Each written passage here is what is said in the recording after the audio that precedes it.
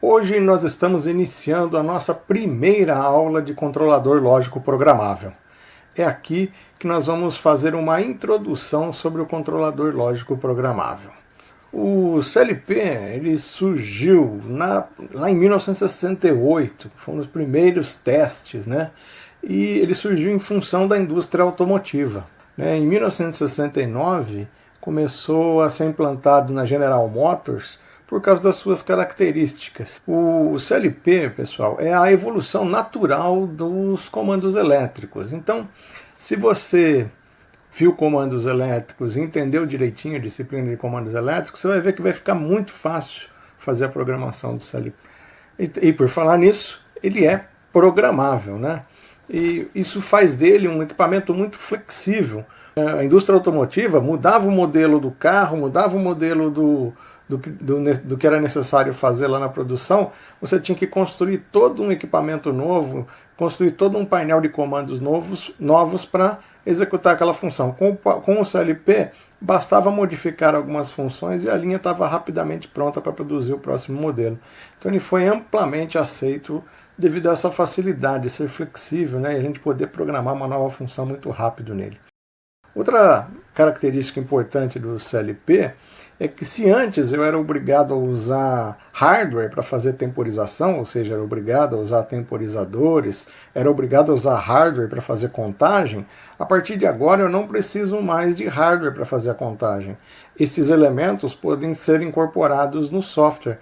Portanto, eu posso ter um grande número de temporizadores, um grande número de contadores, sem sequer ter um contador ou um temporizador físico implementado no sistema, no processo. Tá? O CLP é uma máquina bem robusta, ela foi projetada para trabalhar no chão de fábrica, né? Então ele é um equipamento confiável. Atualmente é bem robusto, mas vale lembrar aqui, né, que não existe equipamento capaz de suportar um curto direto na saída.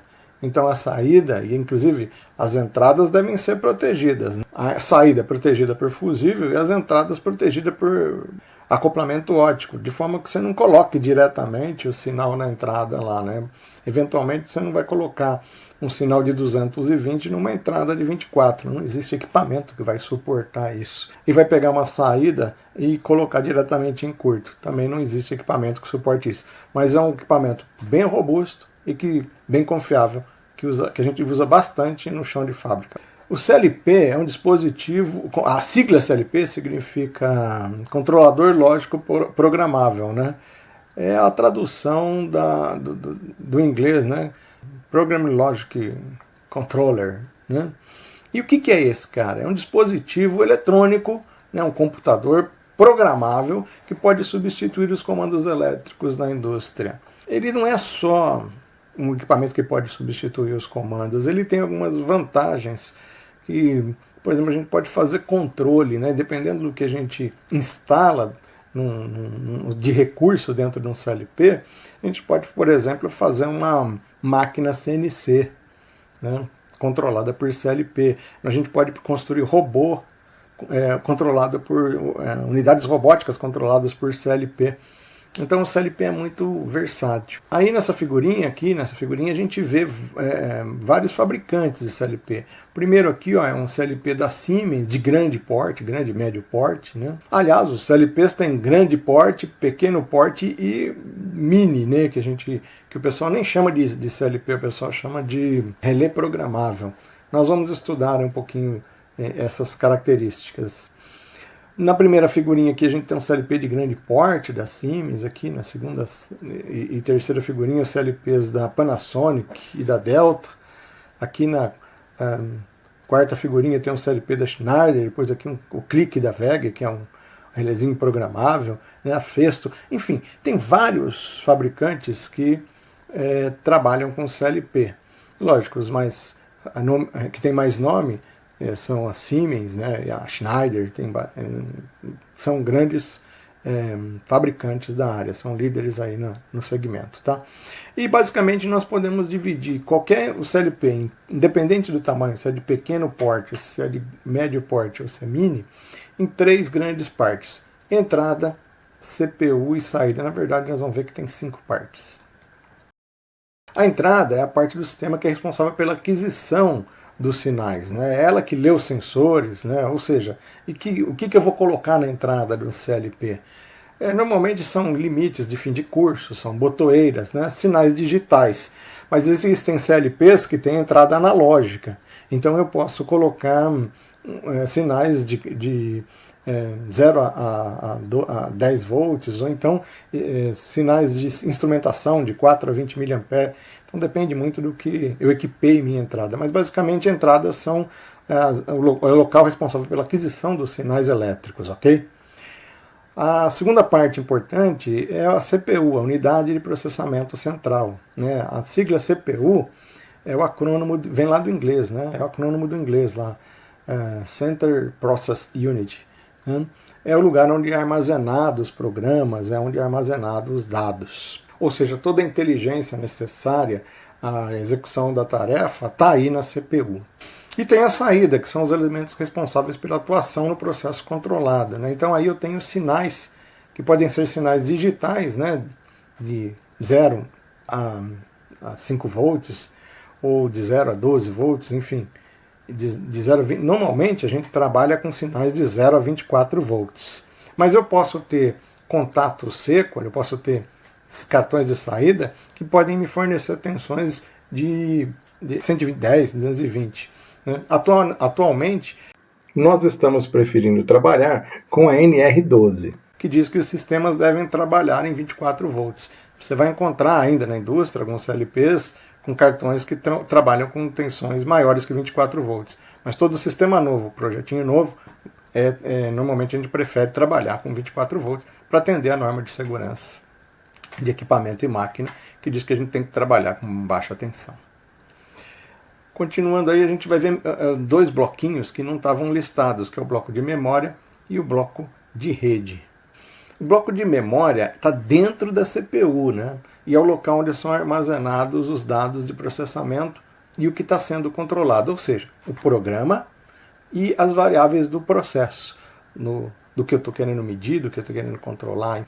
E ainda, próximo à CPU, do ladinho aí, tem um módulo de rede, né, que é o local onde o CLP usa para fazer a comunicação com o mundo externo. A comunicação nativa dos CLPs, lá desde o início, lá de 1968, foi o padrão de comunicação RS-485 e o 232. Hoje, né, os PCs já não têm mais o RS-232.